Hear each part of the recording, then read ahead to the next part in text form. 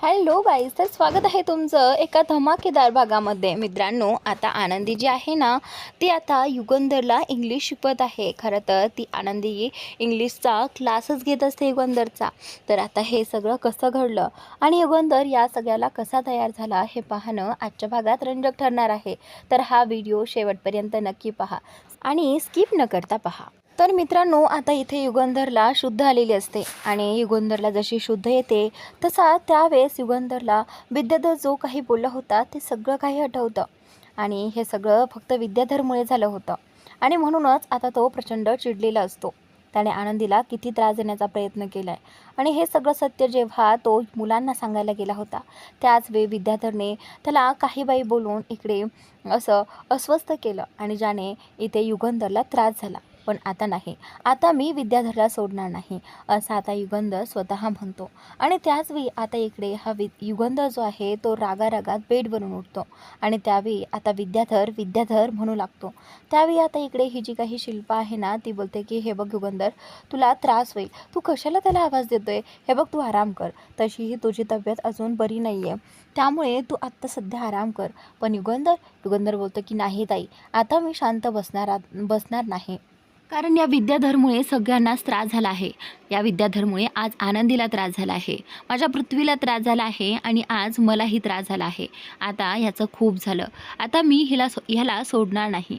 तर त्यावेळी आता इकडे हा युगंधर जो आहे तो खाली येतो. रागात आल्यानंतर इथे तो विद्याधर ओरडतो आणि त्यावेळी सगळेजण गोळा होतात.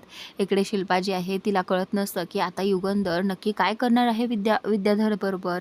तर त्यावेळी आता विद्याधर देखील आलेला असतो. तर आता युगंधर जसा बरा होतो तसंच इथे या विद्याधरचं गचुरं पकडतो आणि जेव्हा तो त्याची कॉलर पकडतो ना, तर त्यावेळी आता इकडे लगेचच तो त्याला खाली पाडतो आणि खाली पाडल्यानंतर इथे त्याच्या छातीवरती पाय दे असं वाटतं की युगंधरने रौद्र रूप धारण केलं आहे.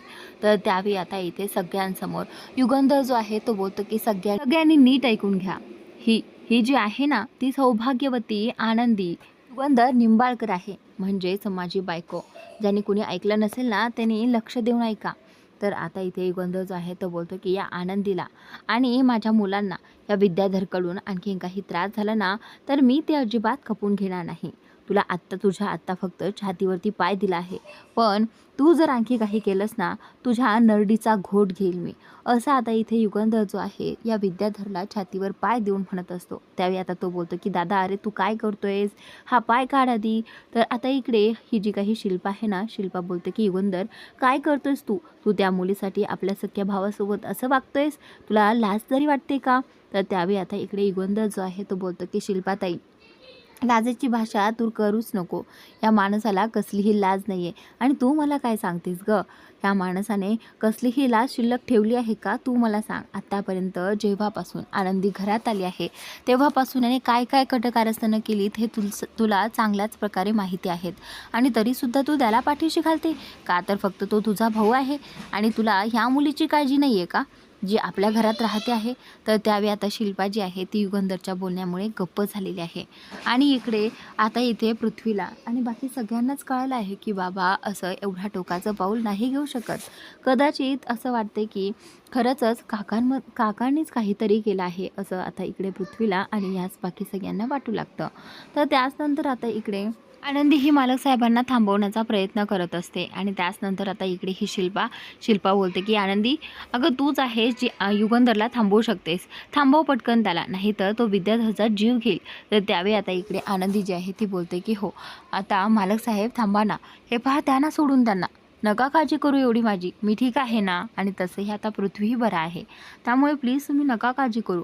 तर त्यावेळी आता इथे युगंधर जो आहे तो बोलतो की मी आणखी काही रिस्क घेऊ शकत नाही, कारण हा लांडगा जो आहे ना तो अगदी लांडग्यासारखाच वागतोय. तो कधी झेप घालेल आणि कधी काय करेल ह्याचं सांगता येत नाही, असं आता इथे युगंधर जो आहे तो आनंदीला म्हणत असतो.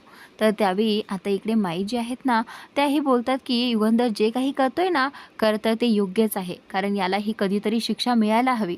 जर ह्याला असंच मोकाट सोडलं ना तर सतत असे दुसऱ्यांना त्रास देत राहील, असं आता माई इथे युगंधर समोर आणि त्या विद्याधर समोर म्हणत असतात. मी सगळा काही तिचा राग त्या विद्याधरवरती काढलेला आहे. तर त्याचनंतर आता इकडे युगंधर जो आहे तो त्या मुलांना समोर बोलावतो आणि बोलतो की पृथ्वी, मिताली आणि प्रांजल, तुम्हा तिघांनाही मी एक गोष्ट सांगू इच्छितो. मी सांगतोय की ही आनंदी जी आहे ना ती माझी बायको आहे.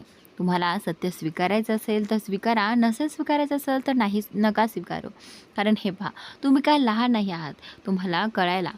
आनंदीच माझी धर्मपत्नी आहे. आत्तापर्यंत मी कधीही आनंदीला बायकोचा दर्जा दिला नव्हता.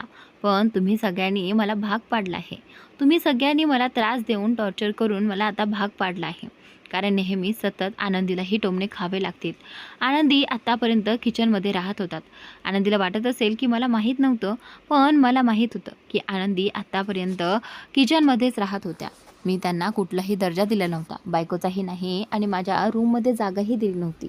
पण आता फक्त या लांडग्याचं हे जे काही आहे ना ते वाढतच चाललेलं आहे. पण मला आता इथून पुढे आनंदीची काळजी वाटत आहे. कारण तिची सर्वस्वी जबाबदारी मी घेतली आहे. तिच्यासोबत लग्न करून तिच्या आबांना वचन दिलं आहे की तिला कुठलाही त्रास माझ्याकडनं होणार नाही. पण जर असंच करत राहिलं तर एक दिवस हा लांडगा तिची शिकार करेल आणि मला ते नको आहे. म्हणूनच मी आता माझा निर्णय घेतला आहे की आनंदी माझी धर्मपत्नी आहे आणि त्याचप्रमाणे म्हणूनच मी तिला तिचे सगळे हक्क द्यायला आजपासून तयार आहे. म्हणजे मी तिला माझ्या रूममध्ये बोलावत आहे. आनंदी, तू आजपासून आपल्या रूममध्ये राहायचंस, समजलं तुला? तर त्यावेळी आता इथे आनंदी जी आहे ती बोलते की मालक साहेब, अहो काही नाही, मी राहते किचनमध्ये, एवढं काही नाही. आनंदीला कुठेतरी वाटत असतं की जर मुलांना म्हणजे ह्या सगळ्याचा त्रास झाला तर मुलांना आधीच वाटतं की त्यांच्या आईची जागा मी घेतली आहे. पण मी ती जागा घेण्याचा कधीही प्रयत्न केला नाही. पण जर उद्या मी त्या रूममध्ये गेली आणि मुलांना ते नाही आवडलं तर त्यापेक्षा नको मी जिथे आहे ना तिथेच ठीक आहे असं आनंदीला वाटू लागतं. कारण आनंदीला त्यांच्या मनात जागा निर्माण करायची असते, ना की तिला समिधाची जागा घ्यायची असते. म्हणूनच आनंदी बोलत असते की मालक साहेब, अहो त्याची काहीच गरज नाही आहे. तर त्यावेळी आता मालक साहेब जे आहे ते बोलतात की आनंदी, माझा निर्णय अंतिम राहील, सांगितलं आहे ना मी, तर लगेच रूममध्ये यायचं. तर त्यावेळी आता इथे आनंदी जी आहे ती बोलते की ठीक आहे मालक साहेब. आनंदी मालक साहेबांचं ऐकते. तर त्याचनंतर आता इकडे शिल्पालाही आता खूप वाईट वाटू लागतं की नाही, युगंधर अशी कशी समिताची जागा ह्या आनंदीला देऊ शकतो. खरं तर आतापर्यंत शिल्पाने कधीही आनंदीच्या जागी म्हणजे समिताच्या जागी आनंदीला युगंधरची बायको म्हणून पाहिलेलं नव्हतं आणि तिला पाहायचीही इच्छा नव्हती. तिला एक दिवस आनंदीला या घरातून बाहेर काढायचं होतं. पण आज युगंधरने स्वतः तिला तिच्या रूममध्ये बोलावलेलं आहे. म्हणजे आता शिल्पा काहीच करू शकणार नाही असं तिला कुठेतरी वाटत असतं. तर त्याचनंतर आता इथे मालक साहेब जे आहेत ते बोलतात की मला माहीत आहे तुम्ही सगळेजण मॅच्युअर आहात, त्यामुळे तुम्ही मला नक्कीच समजून घ्याल. तर आता इकडे मुलं देखील त्यांच्याकडे पाहत असतात. खरं तर ते त्या दोघांकडेही पाहत असतात आणि इकडे मुलंही विचार करतात की खरंच बाबांनी जो काही निर्णय घेतला आहे तो योग्यच आहे असं कुठेतरी आता पृथ्वीला वाटू लागतं. तर त्याचनंतर आता इकडे आनंदी आणि युगंधर दोघेही जण रूममध्ये जातात आणि इकडे ते गेल्यानंतर बाकी सगळेही आपापल्या रूममध्ये जातात. त्यावेळी आता शिल्पाला या आनंदीचा खूप राग आलेला असतो. म्हणूनच आता शिल्पा विद्याधरला बोलते की चल, आपल्याला पृथ्वीशी बोलायला हवं. कारण जर मुलांनी हिला ॲक्सेप्ट केलं तर कायमच हे आपल्या घरात पडून राहील आणि या घरातून बाहेर निघायचं नावसुद्धा घेणार नाही. तर आता विद्याधर जो आहे बोलतो की चल ताई, आपण आता पृथ्वीचे कान भरू, जेणेकरून तोच याचा काहीतरी निर्णय घेईल. तर त्यावेळी आता शिल्पा आणि विद्याधर दोघेही जण पृथ्वीच्या रूममध्ये जातात. रूममध्ये गेल्यानंतर इकडे आता विद्याधर जो आहे तो पृथ्वीला समजावू लागतो की पृथ्वी, हे बघ, ही जी काही आनंदी दिसते ना तितकी साधी नाही आहे. आल्यापासनं सारखी आपल्या दादावरती हक्क गाजवते आहे. म्हणजे आपल्या दादाला असं काही करते आहे जेणेकरून ती समिधा वहिनीची जागा घेऊ शकेल आणि समिधा वहिनीच्या आठवणी ती बुजवत आली आहे. तर त्याचमुळे आम्हाला वाटतं की नाही, ती मुलगी आपल्या म्हणजेच मालक साहेबांसाठीच म्हणजे दादासाठी ती योग्य नाही आहे. मग तुला काय वाटतं हे सगळं, याबद्दल तू विचार केला आहेस का पृथ्वी कधी? तर त्यावेळी आता पृथ्वी जो आहे तो बोलतं की हे बघ काका, मला ना या विषयावर काहीच बोलायचं नाही आहे. मला कुठलाही विषय आता काढायचाच नाही आहे. खरं तर आता तू आणि आत्या दोघेही जण जा, मला आनंदीविषयी काहीच बोलायचं नाही आहे. खरं तर आता इकडे इकडे हा विद्याधर जो आहे तो बोलतो की पृथ्वी, तू काय बोलायलास? हे बघ, मी तुला काय सांगतोय ते किती महत्त्वाचं आहे तुझ्यासाठी. तर त्यावेळी आता पृथ्वी जो आहे तो बोलतो की नाही, मला नाही वाटत तसं. तर त्याचनंतर आता विद्याधर मनातच म्हणतो की कुठे या पृथ्वीला युगंधरवरती विश्वास तर बसायला लागला नाही ना.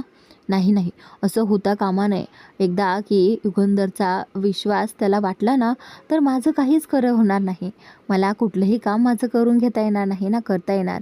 या मुलांच्या सहाय्याने तरी मला माझे मनमानी करता येत आहे, कारण मुलं माझ्या साईडने आहेत. पण मुलं जर माझ्या साईडने नसेल तर मी काहीही करू शकणार नाही, असं विद्याधर इथे म्हणत असतो. तर त्याचनंतर आता शिल्पा ही पृथ्वीला समजवण्याचा प्रयत्न करते, पण पृथ्वी शिल्पाला आणि विद्याधरला बोलतं की जा तुम्ही आता जा, मला आराम करायचा आहे प्लीज, असं म्हणत ते दोघेही जण रूमच्या बाहेर जातात. आणि त्याचनंतर आता इकडे युगंधर आणि आनंदी दोघेही जण रूममध्ये गेलेले असतात. त्यावेळी जेव्हा युगंधर आणि आनंदी रूममध्ये जातात त्यावेळी आनंदी जी आहे ती मालक साहेबांना म्हणते की मालक साहेब, तुम्ही आज खूप मोठा निर्णय घेतला आहे. या सगळ्याने मुलांच्या ह्याच्यावरती परिणाम तर होणार नाही ना.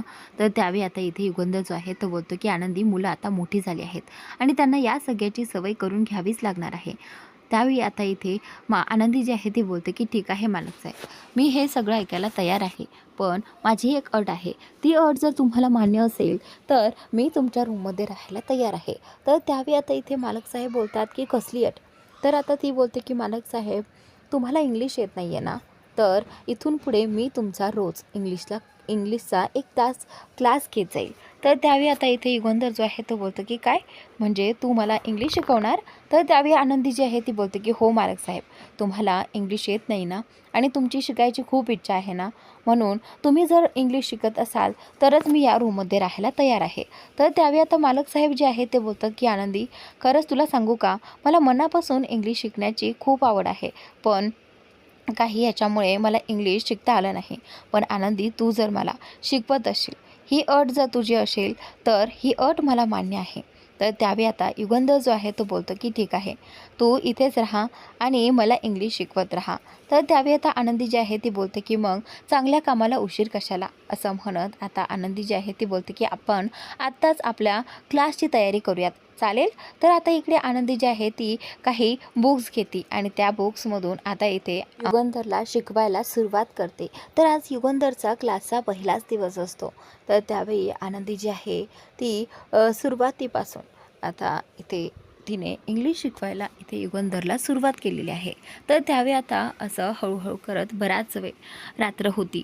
बराच वेळ आनंदी युगंधरला शिकवत असते आणि त्यावेळी आता युगंधरला इथे तशीच बेडवरती झोप लागते. आणि त्यावेळी आनंदी मालक साहेबांच्या जवळ येते आणि बोलते की मालक साहेब, तुम्ही दुसऱ्यांसाठी किती करता, आज मला तुमच्यासाठी काहीतरी करायला मिळतंय, यातच मला आनंद वाटतोय. ज्यावेळी आता आनंदी आणि मालक साहेब दोघेजण जवळजवळ असतात त्याचवेळी विद्याधर आणि शिल्पा दोघेही जण आता दरवाजातून या दोघांना पाहत असतात. पण ही जवळीकता शिल्पाला आणि विद्याधरला खूपच खटकत असते.